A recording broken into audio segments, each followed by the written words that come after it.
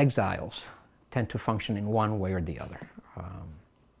You either are perpetually weeping for the lost homeland, or you realize that the sun will shine on you wherever you are, and you learn to be at home everywhere else in the world.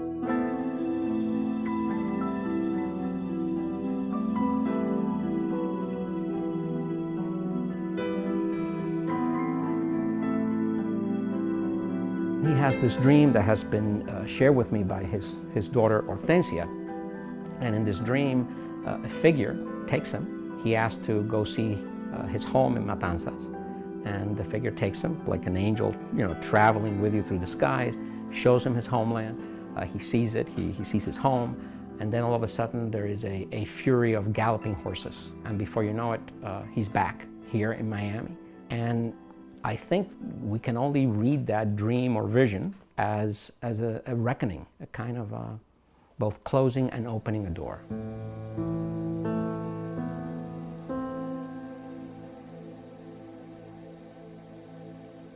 My father came at 42. He was already a mature, established artist, and he gets here and he has nothing. He is a nobody.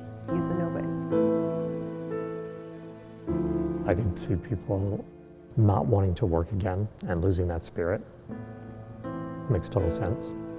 But when you've got that inside you, you may explode if you don't paint it.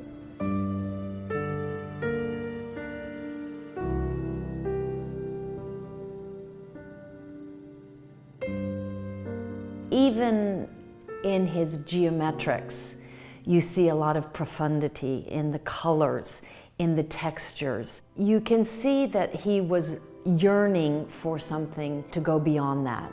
And as we looked at his mature works, everything that we saw pointed to this spiritual and mystic element. It hit me very deeply and very viscerally, and you see this face looking up in anguish.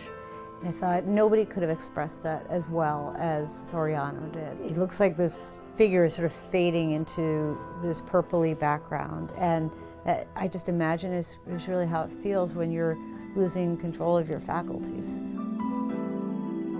In this new artistic vocabulary that he developed while in exile, I think reflects that need to enter into and to engage the experience of trauma and loss, and nevertheless to do it in a way that in the end is hopeful, in the end leads one through the darkness into the light, a light that one sees in virtually all of his more mature paintings. I do think that in his late paintings from the 90s, that he is able to visualize the next world.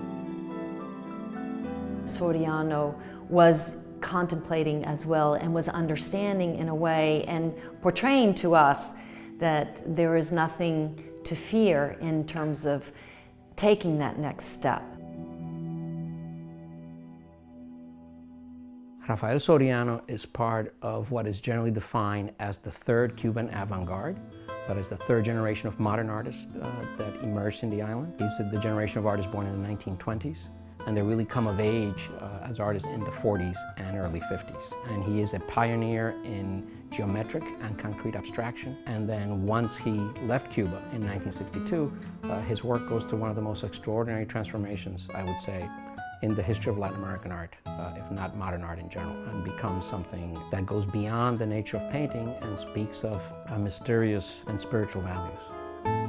To know him and to historically know how important he was, and to honor that life and that spirit and that talent he continues to give. And I think that's the mark of a truly brilliant artist in time and eternity.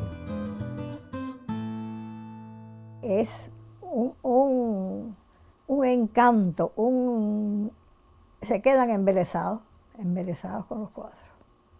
¿Sí? Así que yo le digo, bueno, Dios permite que su pintura viaje y llegue a muchas regiones donde puedan apreciarlos y ser felices con ella.